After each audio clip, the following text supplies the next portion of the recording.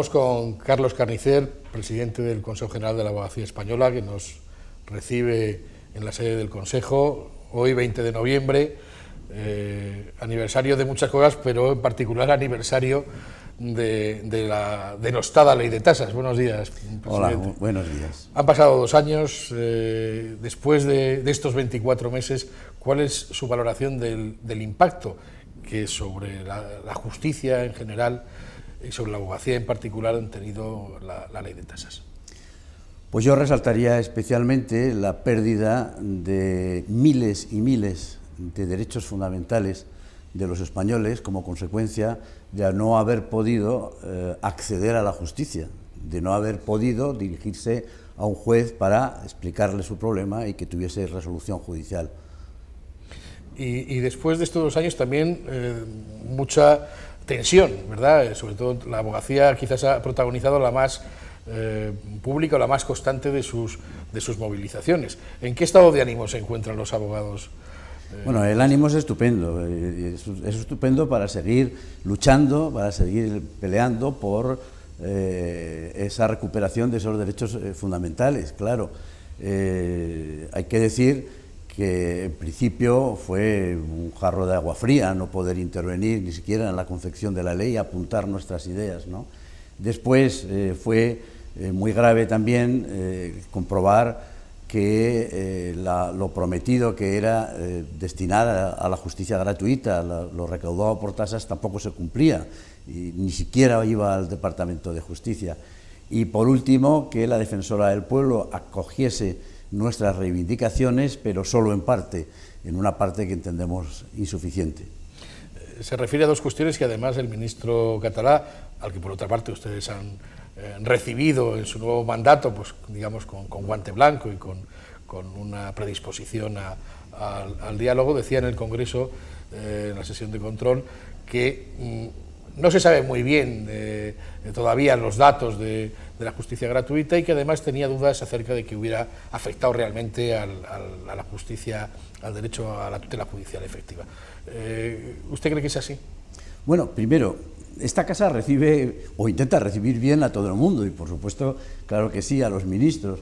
Lo que nos duele muchísimo es que se queden promesas, ¿eh? Bueno, todavía tiene toda nuestra credibilidad el nuevo ministro, todavía, por decirlo de alguna manera, no ha tomado ninguna decisión que la cere de alguna manera o entendamos que perjudica a la ciudadanía o a los abogados como tal profesión, ¿no?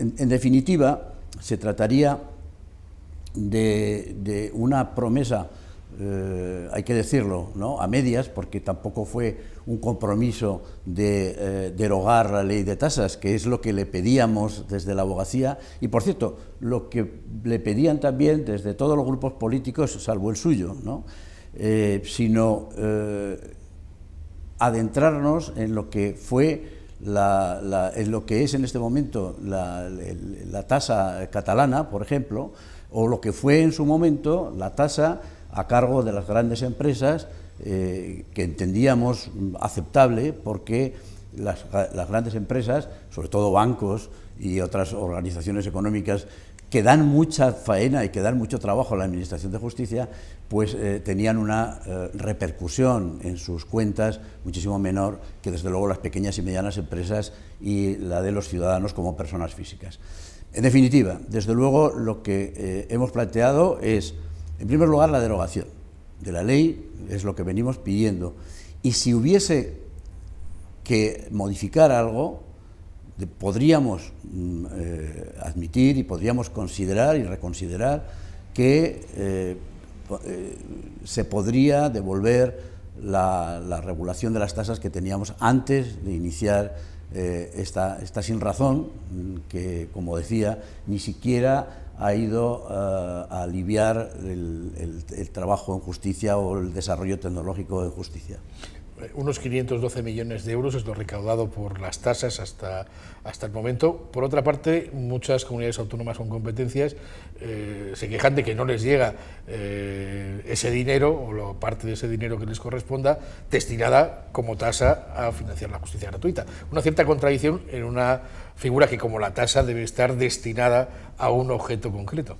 yo añadiría, incluso en alguna comunidad autónoma gobernada por el Partido Popular, como es la de Aragón. El consejero de Aragón nos comunicó su reivindicación de la tasa para las necesidades de la justicia gratuita y su reclamación, nos dio traslado de su reclamación al Ejecutivo Nacional a ese respecto.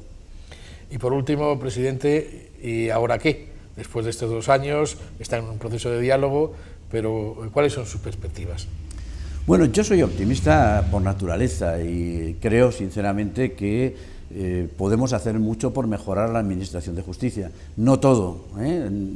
Primero, no debemos ser ilusos, hay que pensar que pues, la ley el estatuto de la víctima, bueno, puede tener un texto aceptable, pero no se puede implantar porque no hay dinero, y hemos dicho muchas veces que no se debe legislar si no se puede calcular el impacto económico y si no existen las suficientes finanzas como para mantener, sostener esa reforma, ¿no?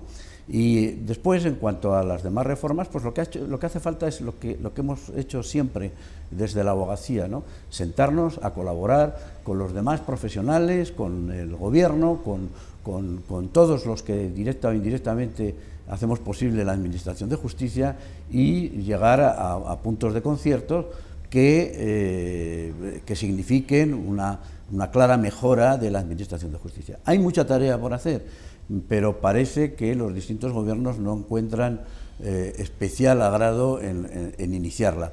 Esperemos, por tanto, que este nuevo ministro, que todavía no nos ha defraudado, porque todavía creo que no ha tenido ninguna acción relacionada con lo que han sido objeto de las conversaciones de estos días, esperemos, como decía, que se abra un nuevo periodo de colaboración estrecha con todos los profesionales y con el propio Ministerio y que encontremos de una vez las vías de mejora de la Administración de Justicia.